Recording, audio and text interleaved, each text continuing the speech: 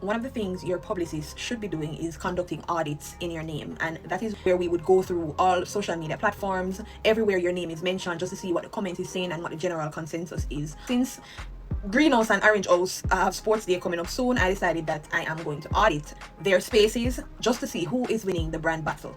So let's talk about Orange House first, aka PNP. So the overwhelming theme in the comments are about Mark Golding is that he's just not hip. People constantly talk about his looks as if that's what makes a good prime minister. The person who advised Mr. Holness to campaign on Clark's apparently had the right idea. So the audit mainly talks about how people think he doesn't dress well and that there's a vibe that he's disconnected from the energy of the youth. And whether or not that's true, it's the perception, and in PR, perception is reality.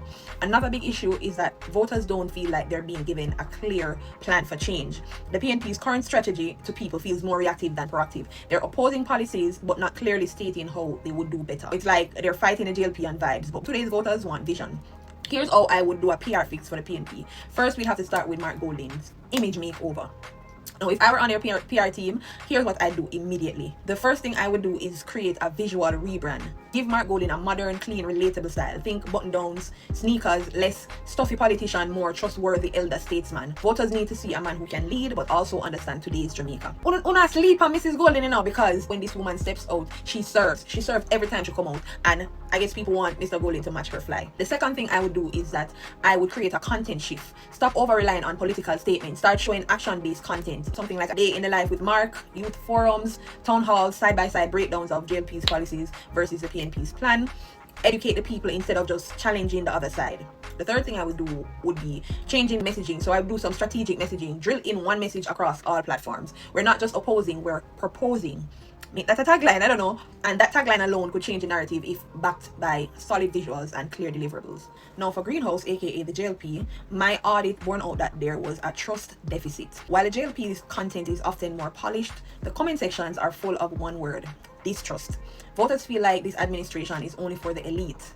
House prices are up and out of reach, cost of living is sky high, and the infamous salary raise spiked real resentment, especially since everyday Jamaicans didn't get the same benefits. And now we have Mr. Andrew Holness facing serious corruption allegations as it relates to his alleged 28 bank accounts and a partially unfiled statutory declaration. That only amplifies the distrust. So the PR fix that I would recommend would be humanizing and damage control. So here's the move. Number one, I would tell them to own the narrative. Silence would not be an option. Address the corruption claims head on, not with legal jargons, but with clarity. If there's nothing to hide, show that. Release a simplified summary to the public and offer transparency, even if it's just step one. Number two, realign the messaging to the people. Shift from "look what we've done" to "here's how we're making your life easier." Focus on small wins, community success stories, student loan forgiveness, job creations. Remind the average Jamaican that policies actually reach them, not just politicians. Number three, I bring out the faces. The JLP has to reintroduce the faces of the JLP. Local MPs, youth members, relatable community leaders. I mean, if Andrew Holness's image is shaky, they need a multi-pronged trust campaign through more likable party faces. The final takeaway is that from a PR and marketing standpoint, both parties have branding issues right now. The PNP needs to show leadership and clear vision, and the JLP needs to rebuild trust and shift from elite-centric messaging to people-first engagement. Right now, the voters are not just watching TV debates or reading manifestos, they're scrolling comments, they're judging vibes and choosing who feels most real. So eventually, the elections will be called in 2025, and it will not just be about promises, it will be about perception, consistency, and emotional trust. And if either party wants to win, they better get a real PR team and stop treating communication like an afterthought.